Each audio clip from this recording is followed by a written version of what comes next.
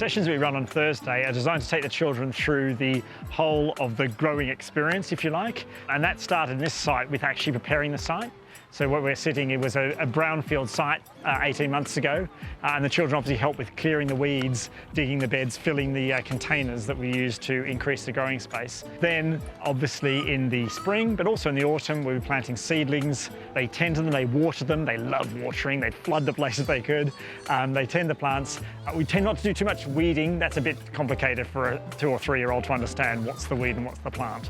So this summer we've grown, I think, 26 different crops in this garden. We've got almost 50 containers and also the raised beds. This raised bed here actually used to be a sand pit that was out of use, so we dug that out and refilled it. In terms of crops over in the far side, we've sort of got, that's where the real sun trap here, open to the south and the west. Catches a lot of sun. That's where we've got Mediterranean vegetables growing. We've got sweet pepper, chili pepper, aubergine, lots of tomatoes growing over there. So this is our Caribbean corner. We've got callaloo that's going to self-seed. Some chocho we've got to get in a bit earlier next time if it's going to fruit. Potatoes, you can see. Potatoes just here. The children dug them this morning. They love digging the potatoes. Plant them really, they're the first thing we can plant in the spring. So obviously this is not something that would work if it was just, me and the children in a plotted garden. We always do stay and play sessions with the children. So I do say to the parents that I'm here as much for the parents as for the children. So for the children, we're trying to make this connection between growing and food and healthy eating. But for the parents, we're trying to be an information resource for them in growing of their own. Whether they've actually lucky enough to have the space, but perhaps a shared space, a community space to grow significant quantity of their own vegetables, or whether they're just doing something on a balcony or even a windowsill to, again, give their child that delight of planting and growing themselves.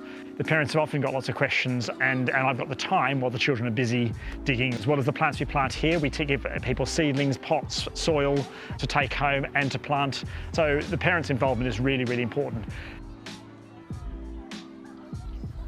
But then obviously, as we've done today, the best part of all in the autumn is the harvesting. And if we can, cooking and sampling on site, or in fact, we pack the veg at home with the families for lunch. A great thing from a community point of view of this site actually is that it is open to the street. It's not hidden away behind a building. And so what we're doing here does beautify the local area too.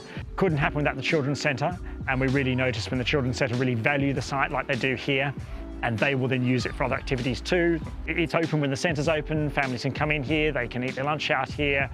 In the summer they can even get the hose out and cool down.